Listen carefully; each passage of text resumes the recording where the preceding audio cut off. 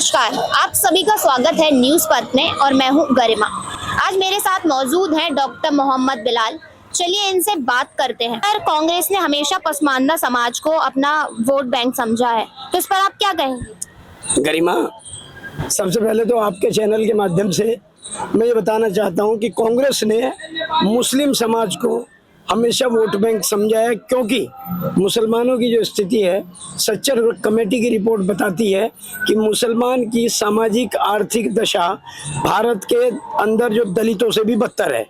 तो इन्होंने मुसलमानों का शोषण किया है कांग्रेस ने। मैं कांग्रेस को मुसलमानों के लिए हरी घास में हरा सांप बताता हूँ कि जो दिखता नहीं है मगर काटता है, डसता है। तो पसमानदा समाज मुसलमानों का 85% समाज है। मैं मिरासी समाज से आता हूँ। हमारा मलिक समाज है, सैफी समाज है, धोबी समाज है, मनियार समाज है, रंगरेज समाज है और अब्बासी समाज है। इस तरीके से पसमानदा का एक बहुत बड़ा तबका है और वो तबका जाग चुका है, क्योंकि उनके बच्चे अब पढ़ रहे हैं। मैं भी डॉक्टरेट हूँ, PhD हूँ। तो जब एजुकेशन आती है तो आपके अंदर आत्मविश्वास आता है।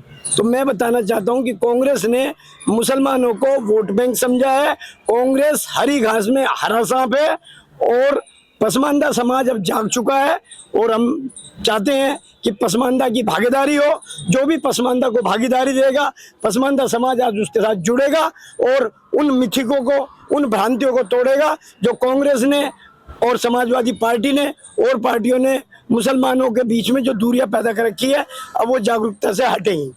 योगी सरकार के बारे मोदी सरकार के बारे में क्या कहना चाहेंगे? देखिए, मोदी सरकार देश की सरकार है और मोदी भारत के बेटे हैं। जैसे डॉक्टर मोहम्मद बिलाल भारत का बेटा है, ऐसे ही मोदी जी भी भारत माँ के बेटे हैं और वो सबके प्रधानमंत्री हैं। मोदी जी का ये जो वाक्य है कि सबका साथ, सबका विकास और सबका विश्वास, तो वो अपने आप में कारगर हो रहा है। असल में आज विपक्षी दल डरे हुए हैं, क्योंकि वो मुसलमान और मोदी और योगी सरकार के बीच में दूरी चाहते हैं।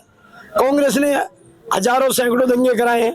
कांग्रेस ने मुसलमान को अनपढ़ रखा है। कांग्रेस ने मुसलमान को की बदहाली की है, मुसलमान को मुख्यधारा से काट के रखा है।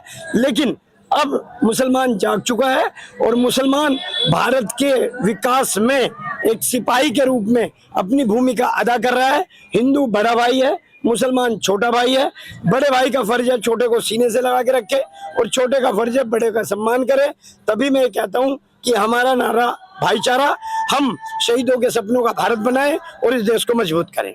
सर, आप हमारे चैनल के माध्यम से दर्शकों को कोई सलाह देना चाहेंगे? मैं न्यूज़ पर्क चैनल के माध्यम से कहूंगा कि हम एक अधिकारों की जो बात करते हैं, हम कर्तव्य को भी देखें। जिस प्रकार बंगाल के अंदर भड़काकर हिंसा हो रही है, 3 लोग जान से चले गए, लेकिन इन नेताओं के बेटे तो जान से नहीं गए। मैं आदरणीय ममता बनर्जी से कहता हूं कि वोटों की राजनीति को छोड़ें, मुस्लिमों का तुष्टीकरण बंद करें और अगर आपके अंदर नैतिकता है तो दंगों की, उनकी अराजकता, जो सरकारी संपत्ति को नुकसान पहुंचाया जा रहा है, वो सरकारी संपत्ति सबकी है।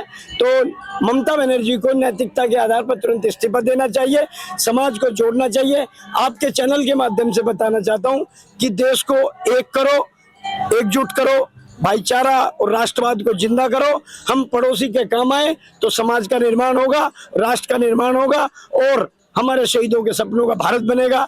ऐसा मैं पूरे देशवासियों से निवेदन करता हूं। पसमानदा समाज राष्ट्र के विकास में अग्रणी भूमिका में है और हम मानवता और राष्ट्रवाद को कभी छोड़ेंगे नहीं और देश को मजबूत करेंगे। जय हिंद। धन्यवाद सर।